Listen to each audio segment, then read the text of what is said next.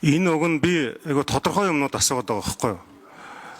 Яа тэгэхээр ийм тодорхой мэдээллүүдийг иргэдэд өгж иж эн чинь ойлголт зөв явах гэдэг юм. Нийгмийн дэмжлэгийг ч гэсэн авах гэдэг юм. Одоо би бол шулуухан хэлэхэд бол гайлд эргэлзэж байгаа.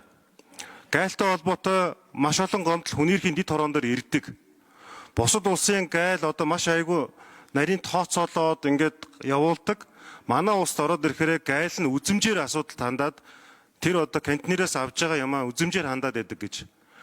Өөрөөр хэлбэл би бол ямар нэгэн байдлаар энд бол далд эдийн засгийг гааруулж нөгөө Сухой закон гэж хуурай хууль гэж одоо Америкт 1930-аад оны үед болж исэн архив хорчингууд маш хэмжээний одоо хурамч бүтээгдэхүүн, илүү хортой бүтээгдэхүүн өөр аргаар орж ирдэг шиг юм болох үедээ энэ дээр эрх зүйн хувьд ямар судалгаа хамгаалт байгаа юм бэ гэж би асууад байгаа байхгүй юу? Энэ дээр нь тодорхой хариулт надад хэрэгтэй байгаа. Энэ надад биш. За манай Сүхбаатарын Эрдэнэ гишүүн бол өөрөө хууль санаачлагч. Тэгээд 78 гишүүн энэ хуулийг санаачилсан шүү. Тэгэхээр өнөөдрийн энэ мэтгэлцээ бол 78 гишүүн одоо үлдсэн гишүүдийн асуултанд хариулна.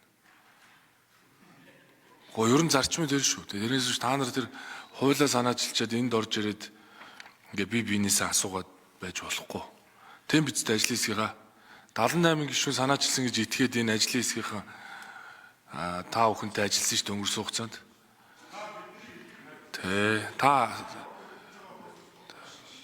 Ер нь манай хууль санаачлагч нар өөрсдөө одоо дотроо сайн ярилцаарай л гэж байгаа.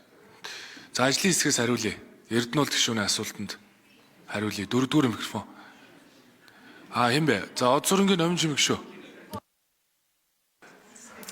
За энэ бол мэдээж одоо энэ асуудлыг шийдэх ёстой гэсэн 78 гишүүний үзэл санаан дээр нэгдэж өргөн баригдсан байгаа. Тэгээ Эрдэнэ гишүүний яг тодорхой асуултанд бол бид нар энэ хуурамч тамхинаас сэргийлэх тамхины хяналтын эргэлтийн одоо хянах мэдээллийн сантай болно. Одоо энэ амжилттайгаар архин бүтээгдэхүүн дээр хэрэгжээд явж байгаа. Дахин давтагдчихгүй одоо онцгой албан татврын акцтай болсноор хаана үйлдвэрлэсэн, хэн оруулж ирсэн, хаана зарж байгаа гэдэг мэдээллийн сантай болно. Үүгээрээ бид нар хуурамч тамхинаас сэргийлэх том одоо эрх зүйн юм хөшөөрөг гарч байгаа. Мэдээж бид нар хэрэгжилтэн дээрээ харах ёстой. Гэхдээ бид нар энийг тооцоо судалгаатай харах ёстой. Эдийн засгийн хувьд бидний өрхийн орлого болон түүнд эзлэх тамхины нөлөөгөөр бид нар хамгийн бага улсуудын нэг. Энэ инглигээд хуурамч тамхи одоо хөрш орнууд байна манайхаас янжуур тамхины хувьд 3-аас 4 дахин өндөр үнэтэй. Хямдхан байх тусам ерөөсөө контрабандын асуудал байхгүй. Манай одоогийн зах зээл гэсэн хуурамч тамхины асуудал байхгүй байна гэдэг тооцоо судалгаа нь бол гарсан байгаа гэдгийг давтаж хэлье.